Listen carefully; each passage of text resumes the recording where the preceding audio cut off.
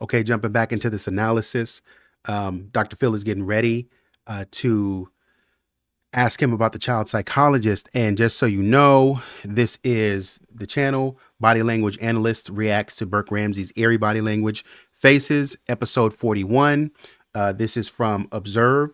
Pretty big channel, pretty popular channel when we were talking about behavioral analysis. A pretty solid analysis so far. I think he's done a pretty big channel, about 837 subs, 837K subs. And I think he's done an analysis on Patsy. He's done an analysis on John, I think. I haven't watched him. But so far, I'm enjoying it. So here we go. Yeah. Cool. That's an important thing just to know. And a child psychologist. Do you recall that? Yeah. Cool. That's an important thing just to know in Burke's character. So Dr. Phil says you went and saw a child psychologist, correct? And Burke flashes a very telling expression of contempt. Now, contempt shows up when a person is feeling like they are morally or intellectually superior to the concept, the discussion, or the person they're talking to, or about, so on and so forth. And Burke shows that in relation to the child psychologist, he feels intellectually or morally superior to that entire concept. The child. Come on, you want it, Doc? Because some of the way that Burke seems to talk, there's a intelligence to the way that Burke talks. He's talking to the child psychologist. Well, yeah, of course. What did they say? They said this. And so he's very intellectual when he's talking. And I wonder, when you have that kid that, is kind of like a know-it-all, I wonder if he showed any signs of that to his friends. You see what I'm saying? Like, this is my N64. Did you know that there was a cheat code for this? What did you know that there was a cheat code for this? What did you know that this, that, and third? Hey, let me show you the cheat code, and kind of possibly being very pushy in that way to be like, dang, Burke, I got it. Let me play the game like I want to play it kind of deal, just because he knows everything. So I love how he's saying that sort of contempt is showing up like, they made me go to a child psychologist. Child psychologists themselves, maybe the idea of going and seeing a child psychologist, he feels like he was above that. That usually is an indicator of the person having more information. When somebody flashes contempt, they have more information on it. So when Burke is flashing this contempt about the child psychologist, he knows something else that we don't know. That's what we can get from that. That's important, and I'll tell you why. And I swear, it's just a tiny minute. This little video clip is almost done. Did you hit your sister over the head with a baseball bat or a flashlight? Absolutely not. So during this part, very important question, right? He's asked if he more or less did the crime himself to JonBenet. And he shakes his head and says, absolutely not. Looks away. So we have some conflict here. On one hand, his body language is synchronized with the no and the no, the head shake and the no. But he also has his look away and the extra emphasis on the word absolutely. And those two have been shown to be signs of possible deceit in the past. Now, I don't believe that Burke did it. I'll tell you why in a second. But I do believe that there was hostility from Burke towards JonBenet, so he doesn't feel the remorse that we'd expect to see. And that could be lending towards this nonverbal misalignment that we're seeing. There's one last little blip here, and then we're going to summarize. If someone in your house did, do you think you would have heard it? Probably. Yeah. Nope. Nope, that's the important thing, and I believe that right there at the end, Burke lied. And the reason that I believe that is because, one, the question's pretty straightforward. If somebody did that in your house, would you have heard them? Now, I don't know if you've seen pictures of the Ramsey house, but it's not small. It's really not small. And we know that Burke and JonBenet were upstairs because he recollected coming downstairs and looking downstairs to see the present. So he's upstairs. And JonBenet's body was found in the basement, the very bottom of the house. Now, I don't know if you live in a multi-story house, but there's a fact about multi-story houses that really pushes credibility away from Burke in this instance. You can hear many, many things from the basement from the floors above because it's on the floors, but it's harder to hear stuff from the basement on the floors above. So the fact that Burke is not only on the first floor, but he's actually on the second floor of a large house, and it was known that JonBenet was killed in the basement, there is no way that he could have heard that. There's just no way. as the tests have shown, that when JonBenet let out the scream that night, of course they said it would be heard across the street because of the pipes and stuff like that and the amplifying the sound. But going upstairs, no, they couldn't hear it.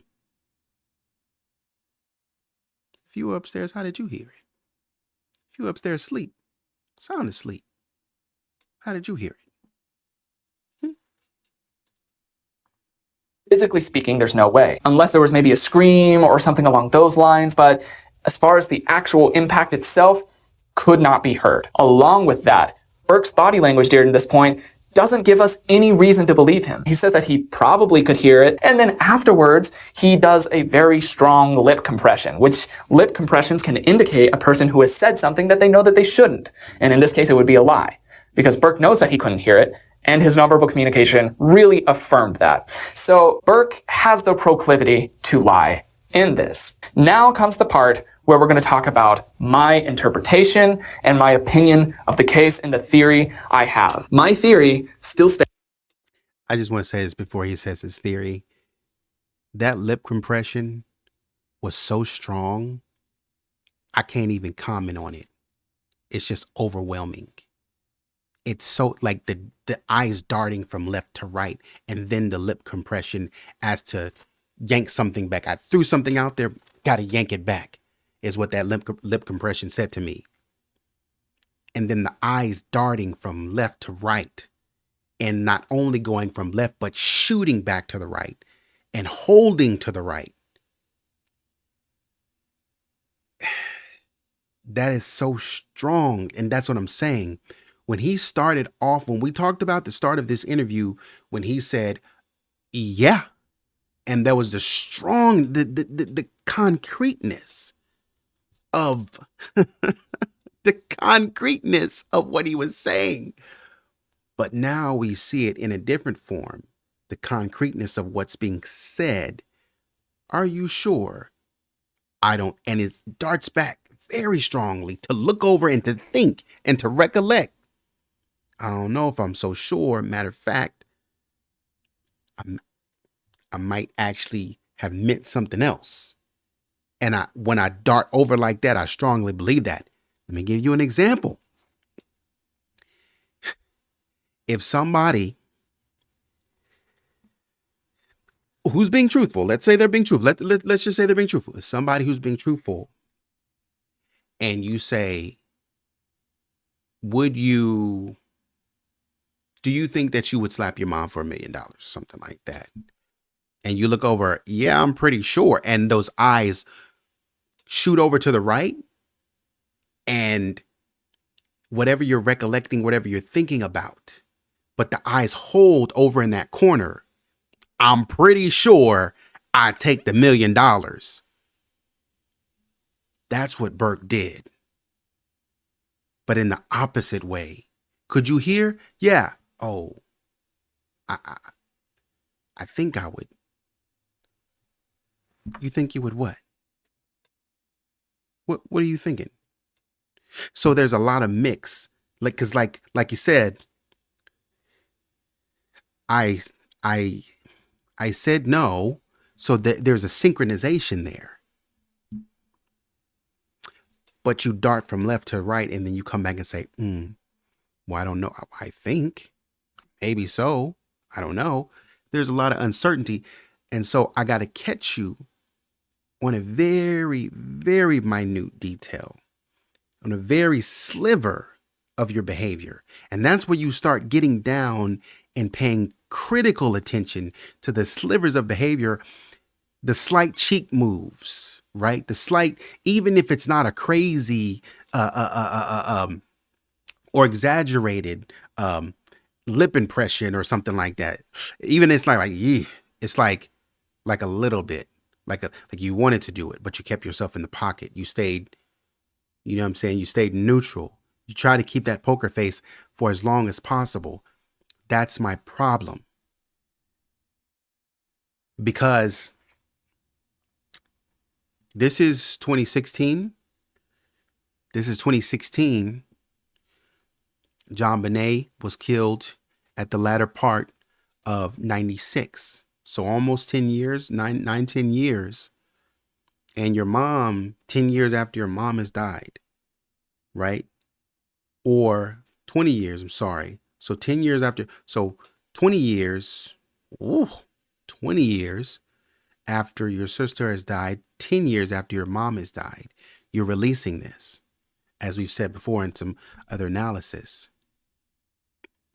And you're indicating to us, so now you're indicating to us that you're a little bit uncertain as to the events that night based on your nonverbal communication.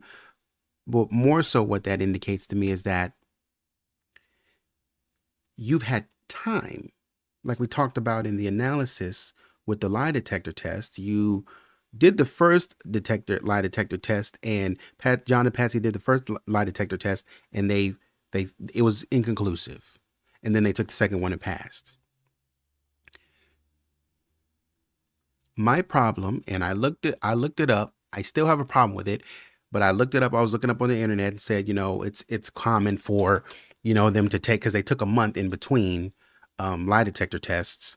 They did the first test in Jersey, and then they did the second one in California with a different person. From what I researched, that's standard. And then they got the same questions, very similar questions. And the questions were the same questions, 3 sets of questions, just answered differently. I think they spent about 90 minutes. Each person spent about 90 minutes in the session. And so from what they said, that was pretty standard. But my problem with that was, and especially not under the guidance or the interrogation of the FBI and someone who's familiar with the case, who could sort of dig into other pieces that were more important and more applicable to the investigation. My problem with that was, you kind of let these people off the hook, because I think you let them off the hook because they have time to work with Lynn Wood. They have time to work with him and get their expressions down, so that the next time, and they've already seen the tests, so next time they come, they can say, okay, well, I've seen this before. I'm prepared. Keep my breath intact. Like I talked about, what I'm saying, with the blood pressure thing. You can breathe in and you can trick the monitor. And so 20 years later, you can do many things. You can justify something. I'm not saying that's what happened here, but I'm saying you can justify something. You can suppress feelings. You can do all kinds of things that would allow you to make a bold claim and say to yourself, I'm okay with saying this and feeling it. No. However, though, I'm not sure. So I got to dart over and look and think. That's why I'm uncomfortable. Stands that John did it. I still believe that John was the culprit. There's a few reasons, and I'm going to talk a little bit about the family dynamic of the Ramseys, specifically in relation to JonBenet and Burke and the parents. So, John Ramsey, the father, he came from a military family. In military families, discipline is very, very common. It's more common to see discipline in a military family than it is to not. Is that a hard-cut rule? No. But it is a generality that has some evidence to back it up. So if we take that information, knowing that John came from a military family, he appreciated discipline, likely. Also, he was the owner of a company, a CEO, and as we have seen in his video, emotionally distant. Even Patsy had enough issue with it that it became a conflict in their marriage, that John was so emotionally distant. I feel like that was a theme. Not only was John a disciplinarian, but he was emotionally distant. So his relationship to his kids was not as strong. That left Patsy Ramsey. Now, Patsy Ramsey was put in a tough position because she now really has the pressure of not playing favorites with her kids. Because John's out of the picture because he's a detached businessman, so Patsy Ramsey has to fill both shoes. And she should have treated JonBenet and Burke equally. We know that's not true. Not only is there the small, little, tiny, take it with a grain of salt evidence that we saw at the beginning with the specific concentration on JonBenet that Patsy showed in the Christmas side and the off-putting side for Burke, but then JonBenet was involved in pageantry. So was Patsy. Patsy was always working with and traveling with and being involved with JonBenet. Where did that leave Burke? More or less without attention from either parent, not from his distant father and not from his mother who doted upon her daughter on John. And you know that, to go get the underwear from Bloomingdale's, that was a special trip to New York with JonBenet and other women. It was like a girls' trip. Where was Burke? Benet. And when a child is secluded so intensely in their own family, hostility is not only common, but almost expected. And that showed up. We saw physical evidence. We know that Burke had hostility towards JonBenet. Burke also had some aggression issues. He had some behavioral complications, and that was often directed at JonBenet. And my reasoning is that Burke had no interest in his sister. He was bitter towards her. And many of us could understand why. He was bitter of his younger sister, who got all of the attention from Patsy, which was all of the parental attention that there was to have because John was so detached. So Burke did not care what happened to JonBenet. So during these times where we're seeing this lack of empathy, this lack of care, it's not because Burke was a murderer. I still don't think he was. He doesn't fit the type. He could have, absolutely, he could have, and it could have been a cover-up from both the parents on Burke's behalf. It could be that. I don't believe it's so. I do believe that Burke did not care that JonBenet was gone. He even showed later on in his psychological evaluation when he was a child that he had more or less put JonBenet out of sight, out of mind within 2 weeks of JonBenet being announced dead. 2 weeks.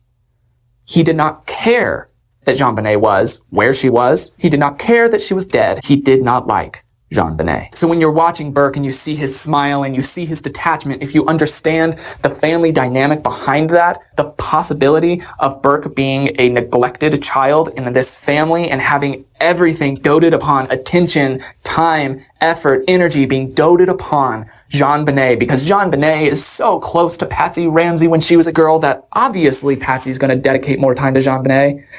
If you look at it in that light, you soon see, instead of a sick, twisted murderer of a person, you see a very wounded, neglected, and angry child. One who could not care less if his younger sister, who was the source of all of his jealousy and his anger, was gone. Now, there's so much evidence that's around this case. There's so many fine details. There's so many dynamics that I would be able to spend years on this case, and I still feel would not have a concrete, beyond a shadow of a doubt conclusion. There's all of these possibilities, and to be fair, they have a lot of validity to them. I'm not going to deny that. There are other theories that have a lot of validity. But this is what I've seen non-verbally, and this makes the most sense to me in their behavioral patterns. But let me know what you think. Like I said, there's evidence for either direction on this, and I would love to be able to hear what you say. So,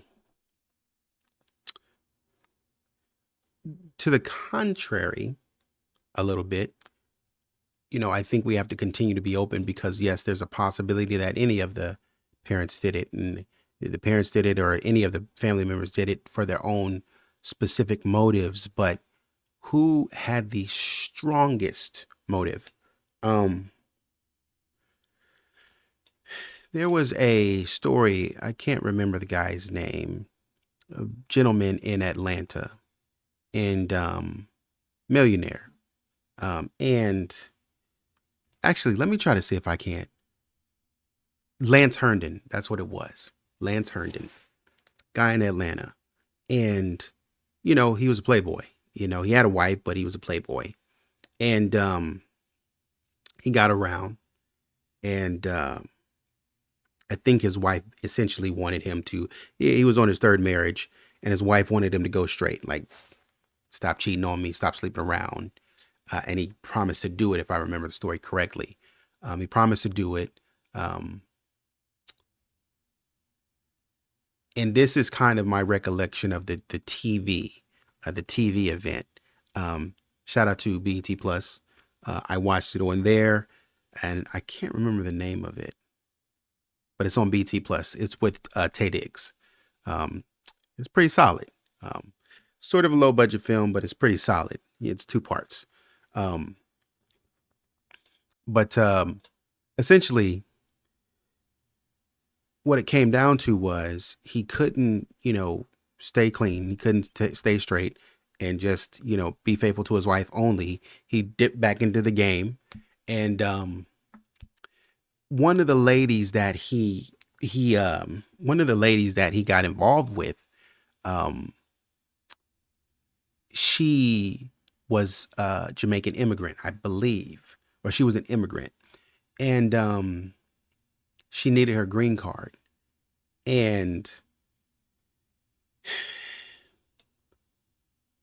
she had a husband of her own. She had a husband and kids, but she was over in Atlanta. She was over in the States going to school. And to kind of get to my point, she ended up killing Lance. And they didn't know who it was. And it's like, was it the wife? Was it girlfriend number one? Was it girlfriend number two? Was it this girl? And when they checked out the different alibis, the wife was over here doing whatever. The other girlfriend was over here in a late night rendezvous with this guy, with this other guy or something like that. But the only person who really had a motive to do it, had the strongest motive to do it, was the Jamaican woman, because I need the green card. The life that you paid for, I need to keep that up, so, and I want that, even to the point of she divorced her husband kind of over this. And she said, hey, I'm not letting Lance go. So you can do whatever you're going to do, but I'm not letting Lance go. And the point of me saying that is that there is a very strong motive. And like, you have to understand what emotions can do, especially in the heat of things. If you already have contempt for the way you are being treated and the way you've been isolated, we cannot rule this out, because there could be a case or a point in time in which you just snap. Whether he's on the spectrum or not, a case and point in time where he just snaps and that's it. Or it's not even a snap. There's a way of interacting with her that becomes very antagonistic, right? Oh, this little 6-year-old girl trying to, and like he said, the superiority, this little 6-year-old girl trying to hang with me. I'm 9, I'm smart, I'm intelligent. I don't have time for it. I'm about to put my train set together. I got things that I'm doing down here in this basement. I got my Nintendo 64. I don't have time. Go do your little pageant stuff. I don't have time for this. And so when JonBenet comes around, it's like, oh, you want to play? You want to play with me? You want to bother me? Okay, well. And so some things could get out of hand that way. Not necessarily in a sense of a rage, but in a sense of, because you decided to come over here and mess with me, this is what you get. But anyways, that's the video. I think it was a pretty good analysis. I think I agree with mostly everything he said for the most part. And I saw some things differently, but let me know what you think in the comments. Like, share, subscribe. You know what it is. But again, thanks for your support. And until next video, take it easy.